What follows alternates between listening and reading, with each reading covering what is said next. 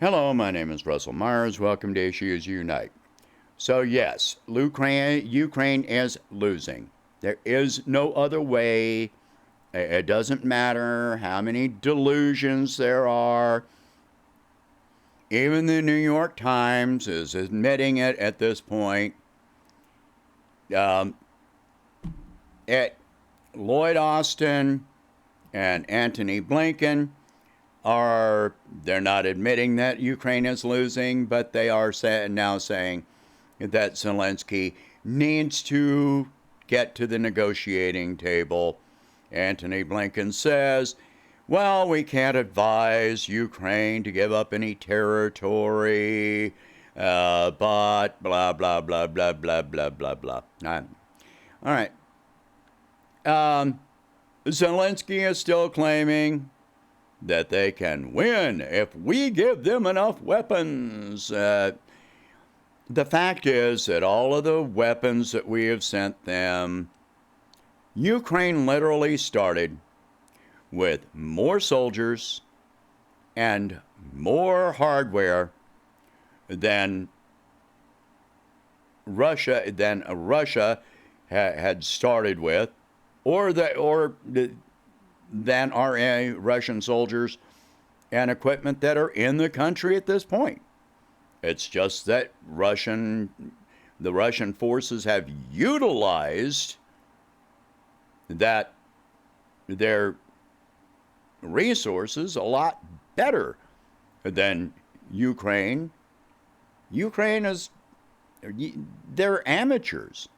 Never mind the fact that they used to be part of the USSR and that Russia is still using a lot of, Soviet tactics that, Ukraine also knows about because they used to be part of the Soviet Union. Let me show you something here. This is a website called Live UA Map, which is showing the fighting that is going on, and where, of course, the red is Russian forces, and you can see the intensity of the fighting going on now. Now, Russian forces use what they call cauldrons, which they have used extremely effectively here. Now, if you had this is a cauldron. Once they close this off, then every Ukrainian soldier that is caught in the middle here is going to be completely surrounded. Their only choice is going to be surrender or die. They've done this several times. Now, in this particular cauldron, there are at least 14,000 Ukrainian soldiers. Yeah, this is, if you've heard about it, this is Lysychansk right in here. And that is where the most intense fighting is going on right now. You can see all of that. And if you had looked at this the other day, this line was down here, but now it has grown. Russian forces are closing this slowly.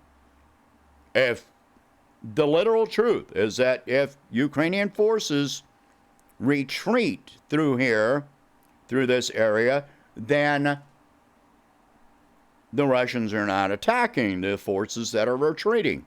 They don't shoot people in the back. But as long as they remain here, then there's no hope. And then there are a number of other places where they can close these off. Up here, down here, and smaller ones.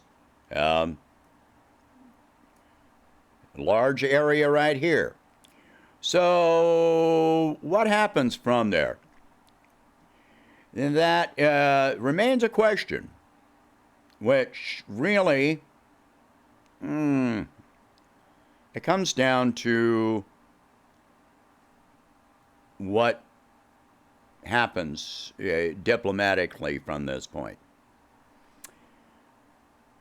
While, European leaders don't really want to arm Ukraine any further, the Ukrainian people are the European people are tired of spending this.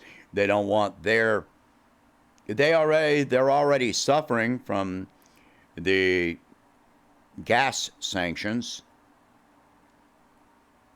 They've got the highest gas prices in European history. They don't want their defense budget to go up through the roof because their militaries have been weakened by sending so many weapons. It has been revealed that the U.S. arsenal has been weakened because we have sent so many weapons, even though a lot of the weapons we've sent are inoperable. Zelensky claims that all they need is more weapons, but he also claims that they have 1 million soldiers, and that they can activate 2 million more. You're losing all this ground, losing 1,000 soldiers a day, according to the Minister of Defense. And if they admit to 1,000, you can count on it being 2,000 a day.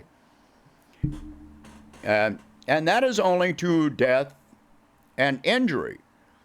They're not even mentioning how many are deserting or being captured. So you can count on them losing at least 2,000 a day. If you have so many soldiers so many people you can activate into your military, then why in early March were you arming civilians and begging for foreign fighters and releasing violent prisoners from prison to fight? Why were you doing that if you had all of these soldiers that you could activate? The words coming back from, mercenaries that have gone to Ukraine and come back is that they're being sent up to the front lines with no ballistic protection, sometimes being handed as little as 10 bullets. The weapons that we're giving them are inoperable. They've been in storage since the 1980s. In some cases, they either won't fire because of dead batteries, or the explosives are degraded, because that happens, so that as soon as you launch it, it explodes right in front of you.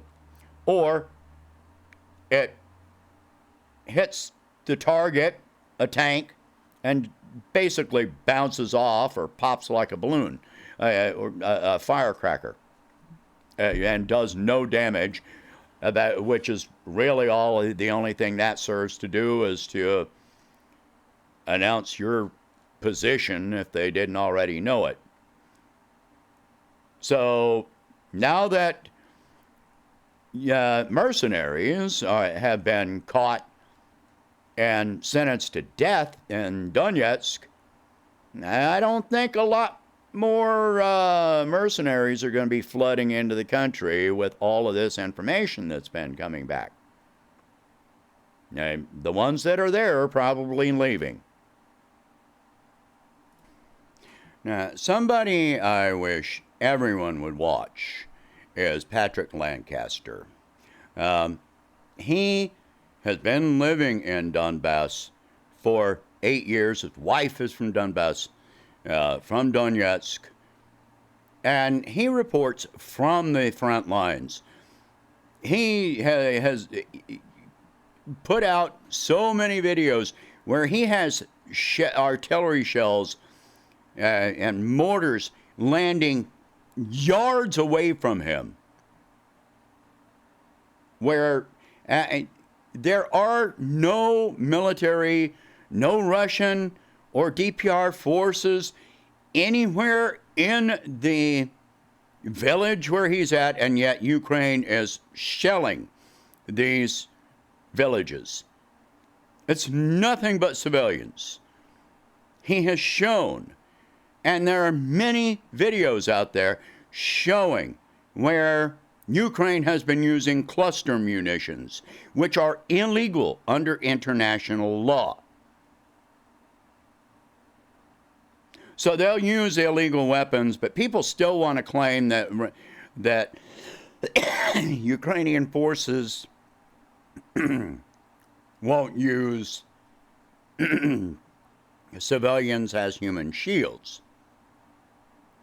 Where, you find videos out there where Ukrainians have captured Russian POWs in the leg and officers in the head. This is against the Geneva Convention. This is against international law. This is against the rules of war from 1907? They're breaking every international law, but they won't, but, oh no, they won't do this or that. It's been absolutely proven from showing the remains of weapons and so forth that they've used child care centers, kindergartens, hospitals, civilian apartment buildings. That is where the Ukrainian forces are setting up. That is why those locations become targets. It's not because the Russian forces are targeting daycares or kindergartens or hospitals, but it came out the other day that Ukraine bombed a maternity hospital in Donetsk, in the DPR. I don't remember exactly what town. I think it was in Donetsk. But,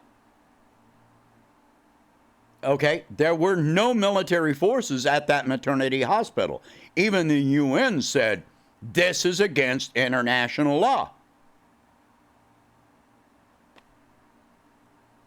You can't keep denying this.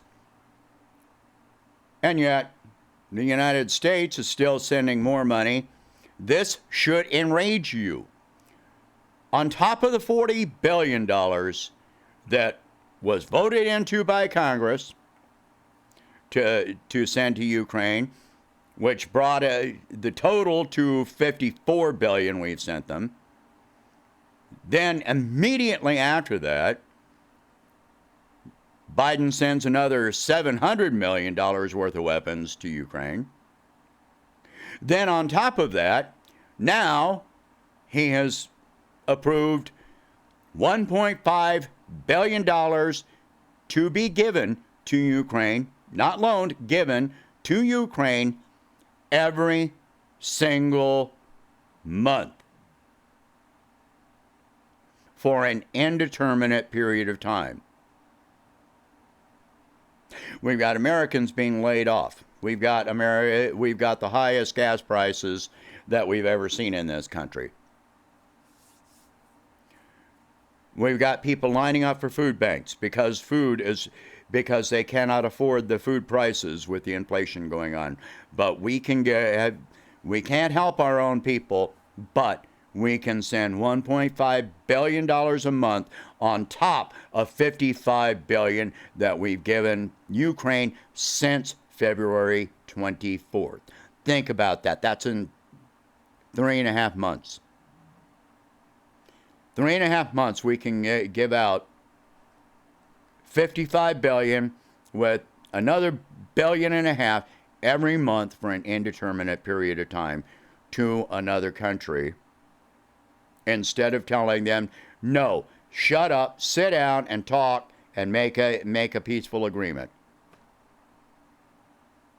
We have not reached the point yet where, the European sanctions have even taken effect on Russian oil and gas. They've been agreed to, but they have not yet been implemented. Once that does, the price of oil and gas is going to at least double. Are you ready for that? Are you? So, I don't care whether you've been paying attention to what's been going on for the last 8 years. Right now, right this minute, how long do you want to keep paying for this? How much more? If you can afford it, good for you. What about your neighbor? What about the people that are being laid off that cannot afford it?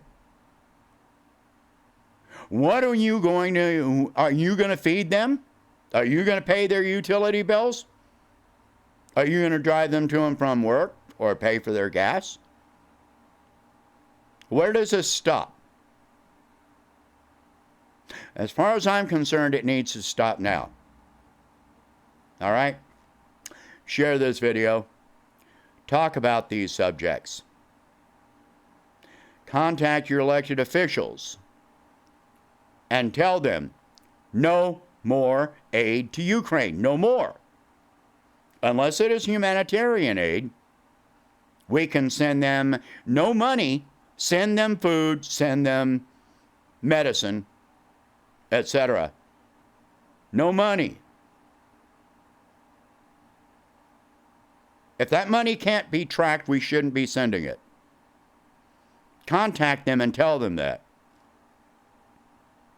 All right, so again, share this video. Talk about these subjects. If you can, please donate $1 a month or whatever you can to help expand this channel and my presidential campaign. And thank you very much for watching. Hope you have a good day.